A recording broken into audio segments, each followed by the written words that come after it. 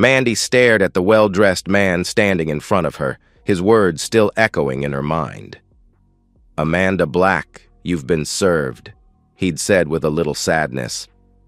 The people in the office had grown deathly quiet, and for a moment Mandy thought time might have stood still. In her hand was the death warrant for her 5-year marriage. With a small sob, she slumped into a chair, clutching the paper. Slowly, the office began to come to life. The stares, the whispers, and all the disapproving looks started to build.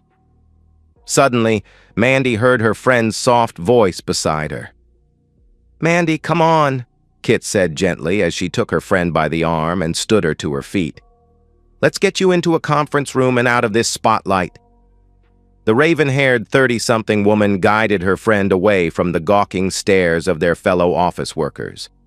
Those who had witnessed the show noted how Mandy had gone from a loud, flirty, fun-loving blonde to a beaten woman in just minutes.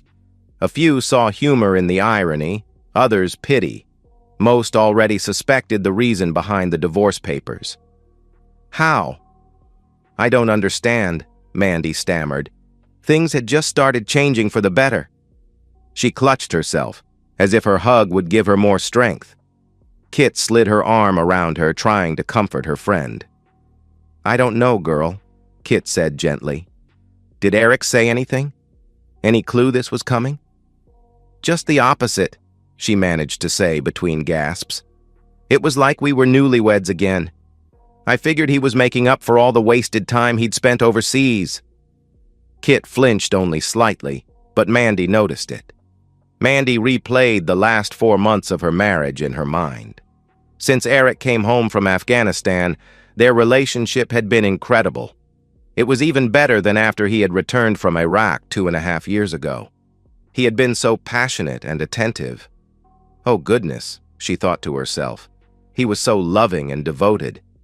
She smiled sadly as she wiped a remaining tear from her eye. "It's been so wonderful and exciting. I mean, after I got back from that business trip last week." Mandy's smile warmed a little. "Oh my goodness, Kit, Eric was so attentive.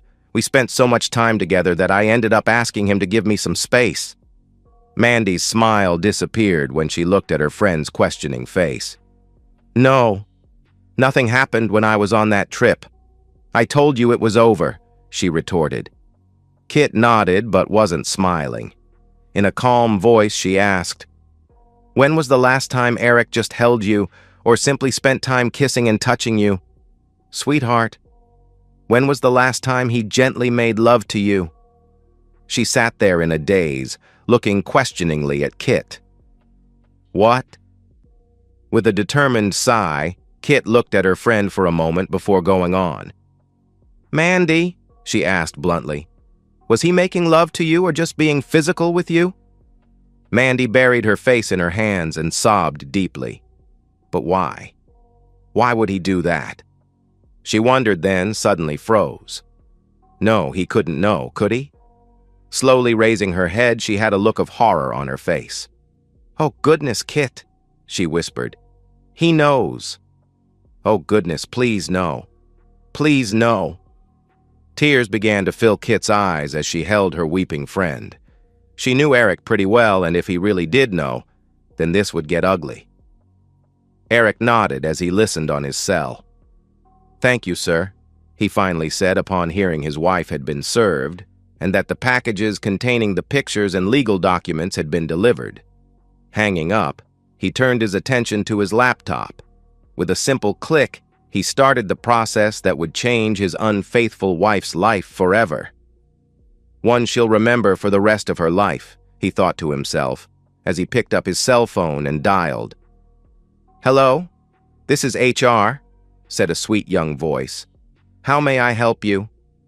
"Mr. Davis, please," Eric said coolly. "This is Eric Black." "Oh, Mr. Black," the girl said quickly. "Let me transfer you." A few seconds later, Eric was speaking to a man who most had never seen smile. The conversation was brief. Neither man raised his voice, but the hostility was not missed by either of them. As Eric ended the call, he let out a deep sigh. Looking at his phone, he saw on the call log that his wife had already called him 5 times.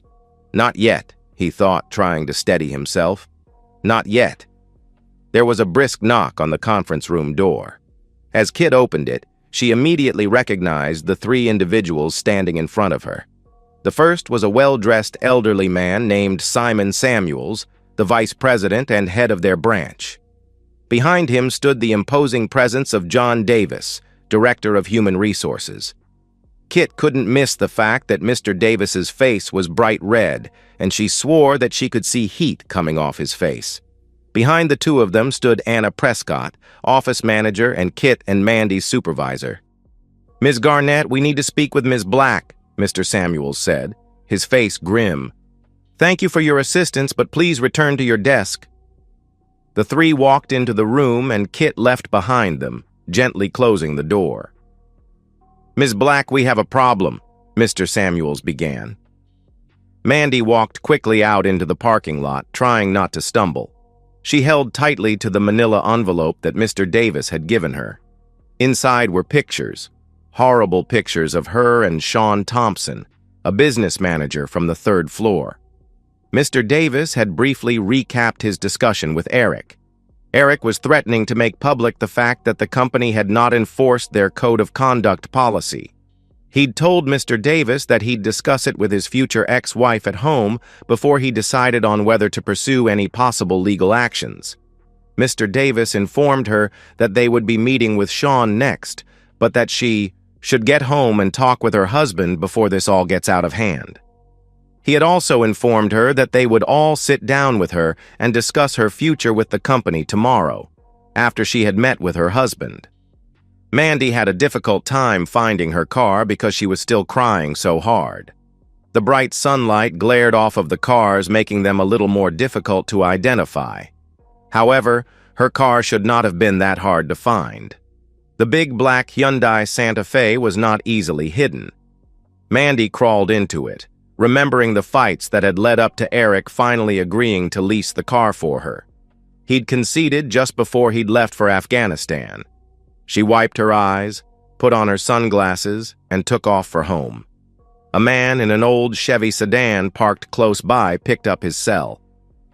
"Thanks, Bob," Eric said calmly. No, that's all. Please tell Ron that you guys did a great job and deserve the bonus. Thanks again. Goodbye."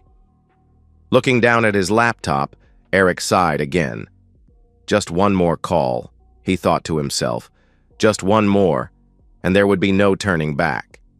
But why would he even want to go back? All that was left was an unfaithful wife that tore his heart out and a shattered marriage that he would never be able to put back together again. Eric shook his head and took out a prepaid cell phone. This last call needed to be untraceable. He dialed quickly, then waited. First ring, second ring, third ring, a soft click, and then silence. Eric sat, emotionless, as he stared at the video feed on his laptop. Finally, after several minutes, a tear ran down his cheek. Mandy pulled the big SUV out onto the interstate and groaned. She had hoped she would be able to avoid the rush hour traffic. She hadn't. She pounded on the steering wheel. At this rate, she knew that her usual 30-minute commute would take over an hour. She thought about her marriage, about how unlikely she would be able to salvage any of it. Eric had found out about her affair. Before Iraq, he might have been able to forgive her, but not now. The pictures had been taken while he was away in Afghanistan. She sobbed, realizing what he must think. Even though the chances were remote, she had to try to save it, simply because she still loved him. A funny way of showing it, though, huh? She chided herself. Cheating on him not once, but both times he had gone overseas to serve his country. She shook her head quickly, as if trying to push back the guilt and shame, but the tears began flowing again. Trust was not something that came easily to Eric. His childhood had been a hard one. His father had run out on him and his mother when he was little, and his mother was an alcoholic. In the 5 years they'd been married, Mandy had only seen his mother twice, once at their wedding and once when their son was born.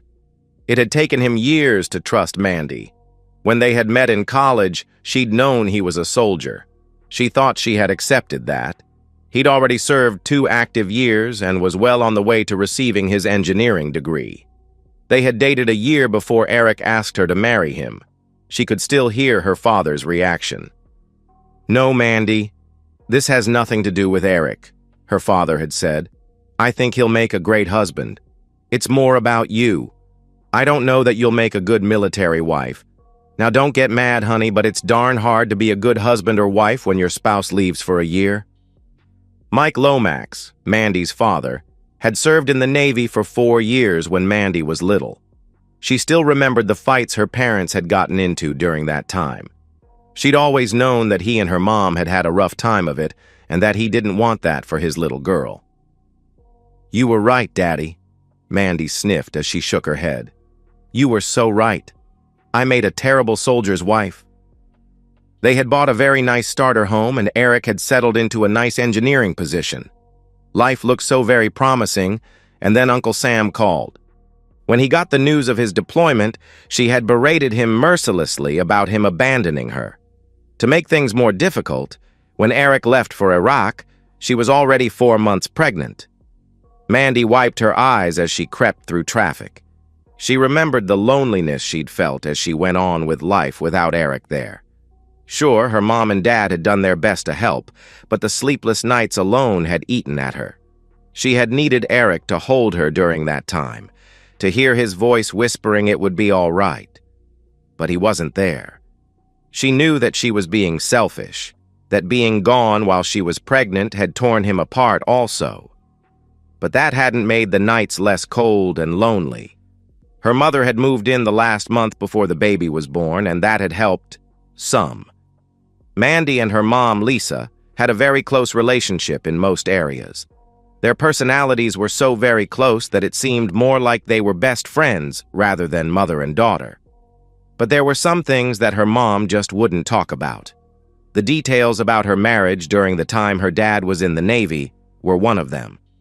When Mandy would try to push the subject, her mother would always become very upset.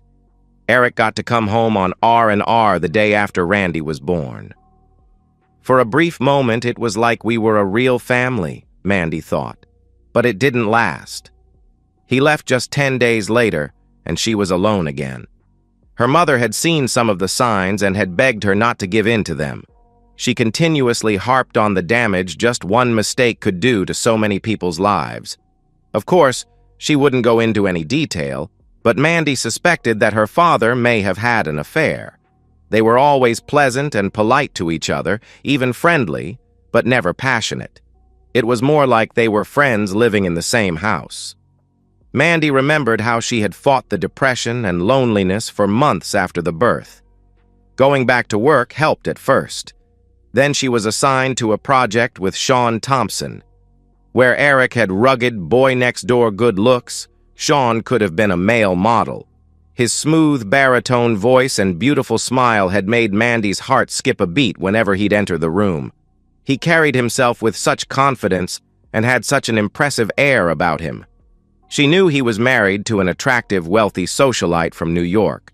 They and their children had just moved to the area a couple of years earlier.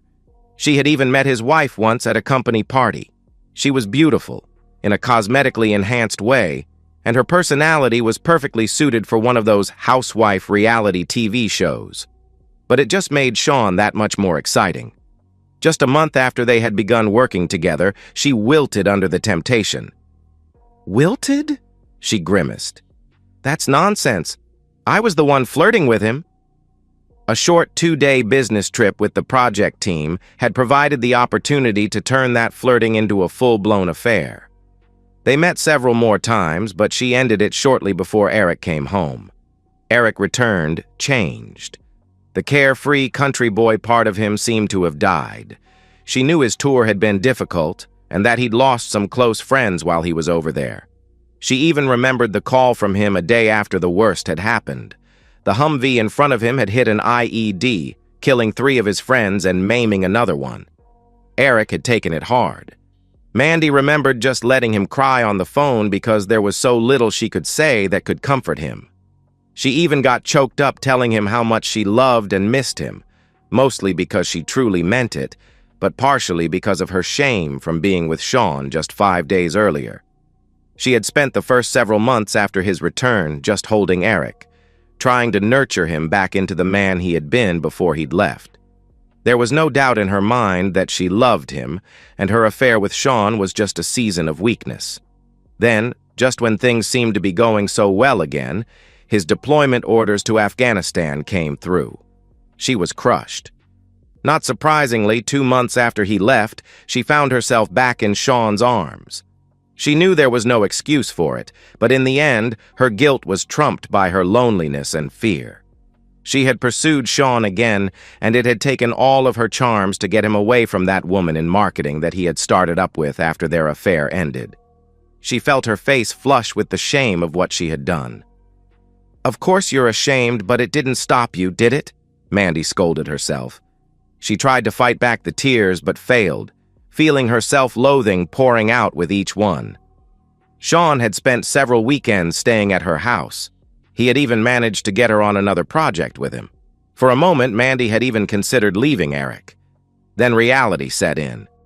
She, Randy, and her parents had gone to Fort Bragg, North Carolina to meet Eric when he came back for R&R. The trip there was tense, to say the least.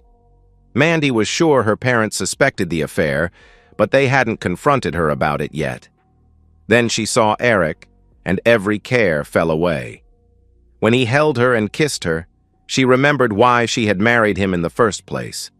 They spent every hour rekindling their marriage and strengthening their family. Mandy smiled weakly when she thought of that time. Eric had been so passionate, so tender, so incredibly loving. She had sworn to herself at that moment that she would remain faithful to him for the rest of her life. Then Eric had told her he wasn't going to re-enlist, that within 4 months after he returned from Afghanistan, he would be a civilian. She had wept openly, knowing they were soon going to be a real family again. After she had returned from Fort Bragg, she broke off all relations with Sean, much to his frustration and anger. She poured everything she had into preparing for Eric's return. Mandy had even started seeing a doctor about her fears and loneliness. She was diagnosed as clinically depressed and had begun counseling and medication. As the months went by, she felt herself getting stronger both mentally and emotionally. She swore each day that she was going to make up for all of this by being the best wife Eric could have ever hoped for. Finally, when he returned several months later, she had made good on her vows. She had denied him nothing, not her body, her attention, nor any part of her love. Kit was right, though. Things had been different when Eric had returned home this time. He was more guarded and didn't share his heart as freely. She had just thought it was because of the things that had happened when he was overseas. Now she began to realize he had already known about her affair, and that thought terrified her. Solemnly, Eric stared out the window, watching the gentle rain fall on those unfortunate enough to be caught in it. He could tell that the little cloudburst wouldn't last very long. Soon the sun would be shining again. Not soon enough, Eric thought to himself. No, not nearly soon enough. He watched the little dot on the laptop screen. It had been stationary for a while, but was now finally moving.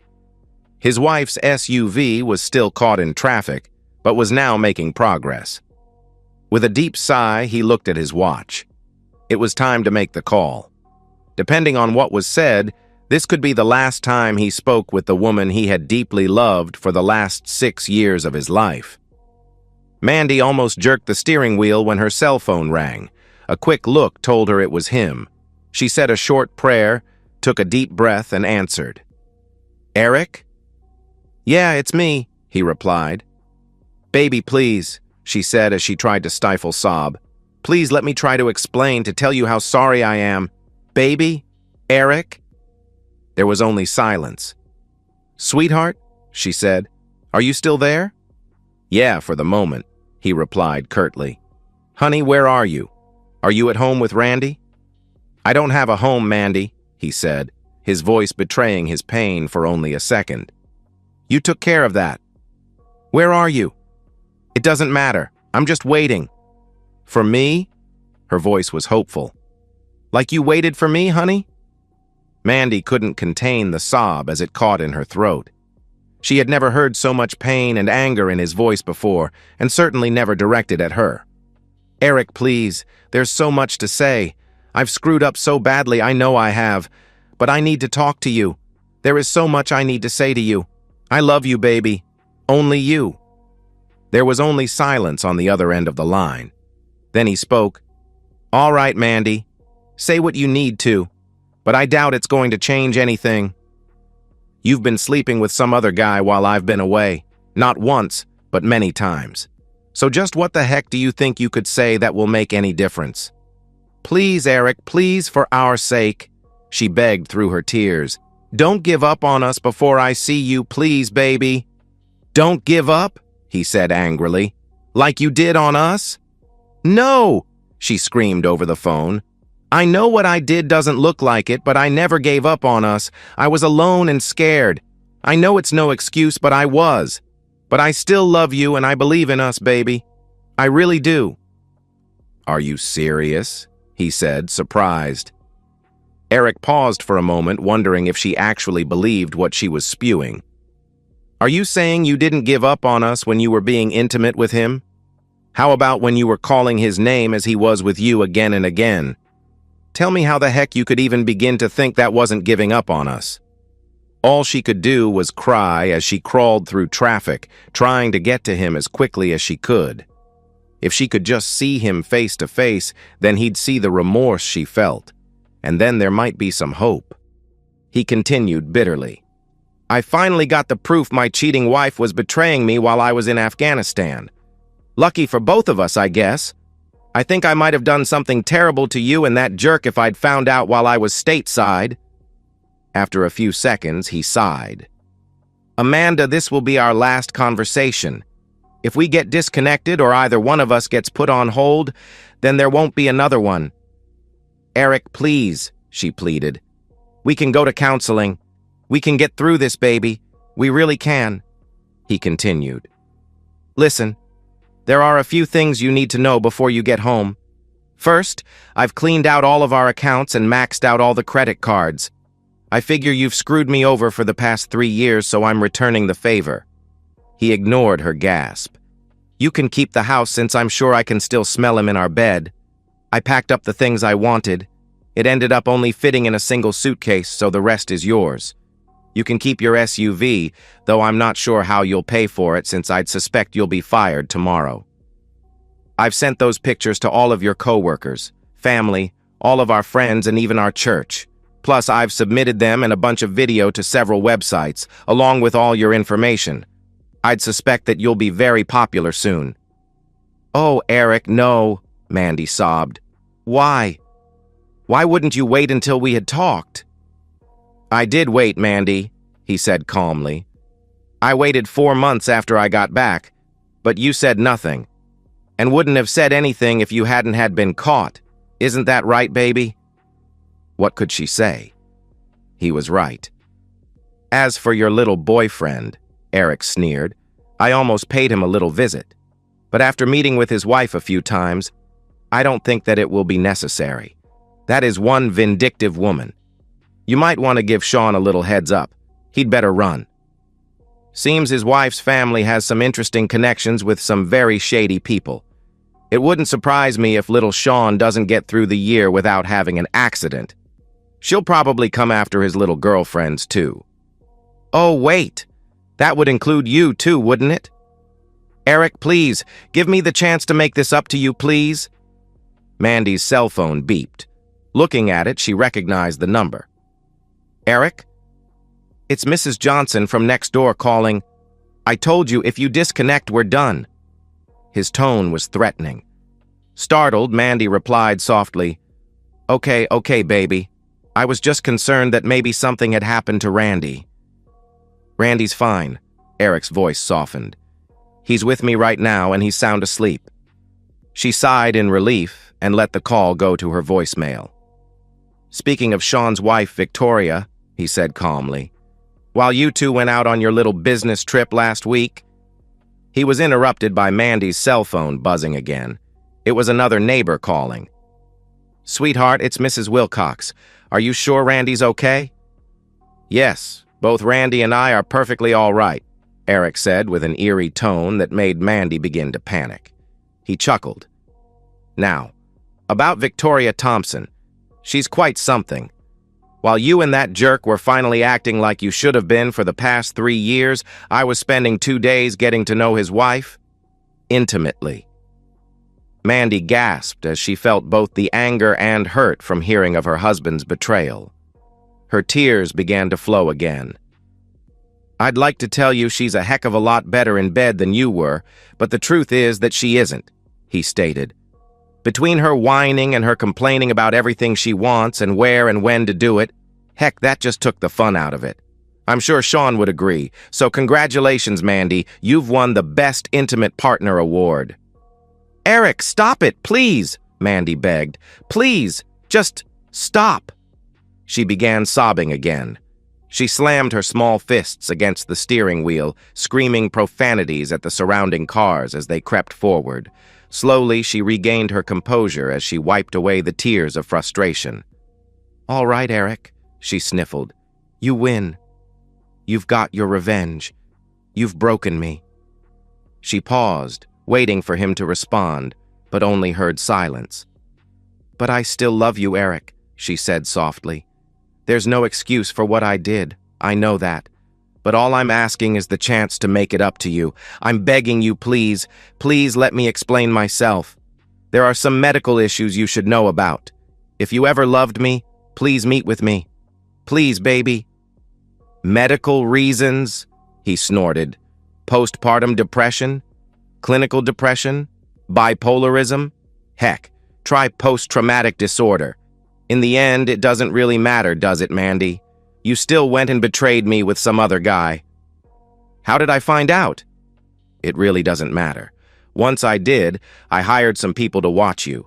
They did one heck of a job, too. They tapped phones and planted cameras all over our house, even put one in our bedroom." "Oh, Eric," she cried, "do you really hate me so much that you could do all of this? Isn't there even the tiniest bit of love left?" "Well, there was," he replied quietly, "before I watched that video of you and him in our bed. Do you remember that time, Mandy? The time that Randy walked in on the two of you?" Mandy gasped. "Oh, goodness, no! Please, not that." Eric's voice was strained as he fought to control his emotions. "Imagine how I felt as I sat there and watched as my 2-year-old son called another man Dada. Anything I felt for you died right then as I watched you lift our son into bed with the both of you." "Darn you," Eric's voice cracked. "I guess I was lucky that I didn't see that until after we had spent time at Fort Bragg.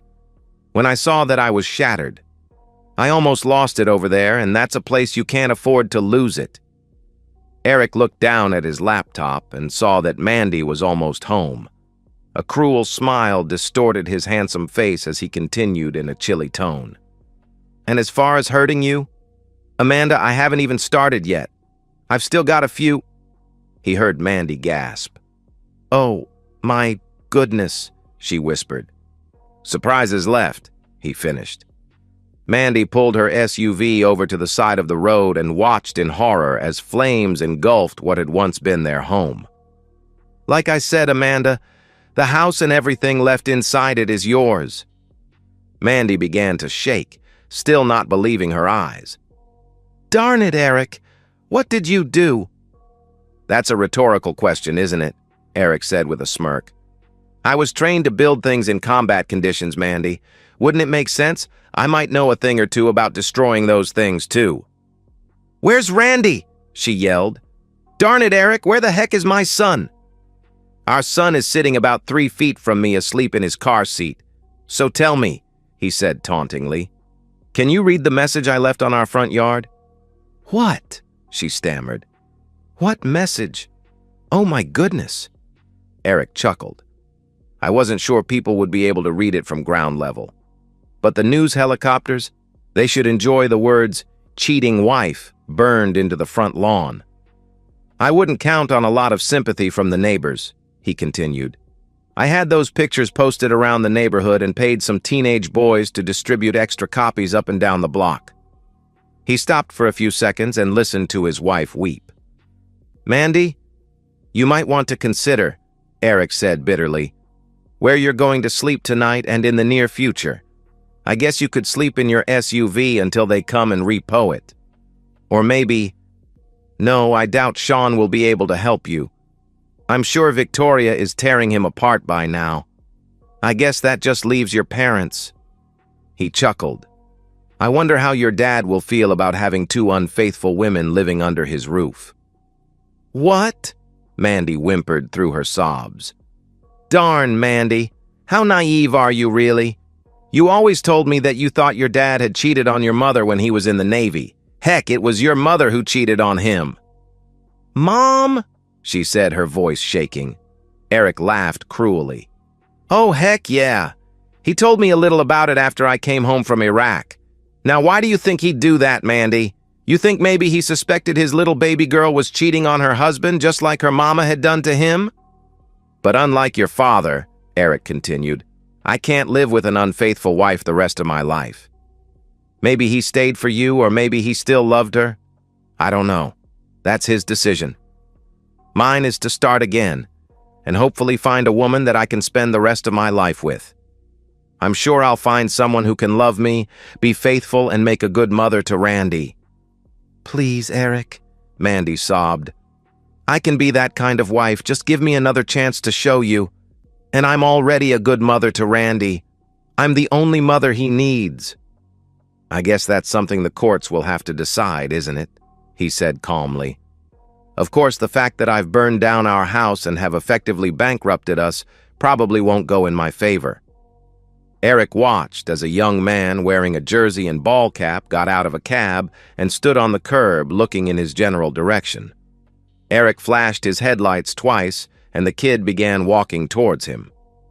"All right, Mandy," Eric said calmly, looking at his watch. "There's a few things you still need to know, and there isn't much more time, so listen very carefully. First, that your bosses shouldn't get too excited by my threats. However, Victoria is filing a similar lawsuit and will probably win. I think the courts will really like her and all the evidence that I've given her.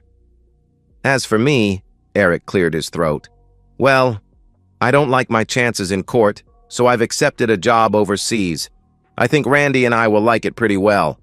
"No!" Mandy screamed into the phone. "You can't take my baby!" "Actually, he's my son and I can." "No, Eric, please," she begged. "He's my son too." "Amanda," he said calmly, "he won't even remember you after a few years. I don't remember my dad, but don't worry, I'll send pictures of him to you at Christmas, and we'll even call on Mother's Day and his birthday. Since we won't know where you'll be, we'll just call your parents." Mandy wept bitterly as she realized the hopelessness of her situation. Eric sat for a moment, concerned and somewhat disturbed by his own actions. He knew he had no intentions of sending any pictures or calling her ever again. The thought of her waiting desperately for calls that would never come and reliving this revenge for years to come was crueler than he had previously thought himself capable of. "Goodbye," he said coldly. "I hope you get what you deserve." He wiped a tear from his cheek, listening to her hysterical screaming, begging for her son as he hung up. "Captain Black?" the kid in the jersey asked, standing in front of him. "Not anymore," Eric smiled weakly. "I'm just Eric Black." "Well, at least for a little bit longer." The young man grinned and handed him the manila envelope that contained account numbers and passwords to the offshore bank accounts that his funds had been deposited in, minus, of course, certain fees. "Here are the passports, picture IDs, and airline tickets for Marcus Gray and his son Michael Gray," the teen said, smiling. Eric smiled a little more and began placing his old IDs and the 2 SIM cards from the cell phones into a small metal bucket. With a smirk, he took a lighter and melted them into a small puddle of blackened plastic. He then took a small hammer and smashed both cell phones and tossed the remains into the bucket. Satisfied with his handiwork, he threw the entire bucket into a dumpster. "That felt better than I could have ever imagined." Eric grinned as he handed the hammer and lighter to the man. He quickly took out the keys to the car and handed them over to the kid. "Tell Bob and Ron thanks for the rental," he said softly. "Who?" the young man asked with a huge smile on his face. "My apologies," Eric chuckled. "I must have been mistaken." A few minutes later, Eric was checking his bags at an airline. He couldn't help smiling as he thought about what the next few weeks held for him and his son. His contract didn't begin until next month, so they were going to spend a couple weeks on a secluded beach with an attractive lieutenant he had met while in Afghanistan. They'd only been friends when he'd gotten proof that his wife had been cheating. Now Eric was eager to see if there was something more there. "Mr. Gray?" The man behind the check-in counter said politely, "You and your son have a wonderful flight." Marcus Gray and his son walked down the concourse and began their new lives. And so, we've reached the end of today's story. Was it what you expected, or did it take a twist you didn't see coming? I'm curious to hear your thoughts. Share them in the comments below, and let's get a conversation going. If this story kept you hooked, make sure to hit that like button. And if you're new here or just haven't subscribed yet, now's the perfect time to join our community. I bring you fresh, captivating stories every day, so click that subscribe button and turn on notifications so you never miss out. Thanks for watching, and I'll see you in the next one.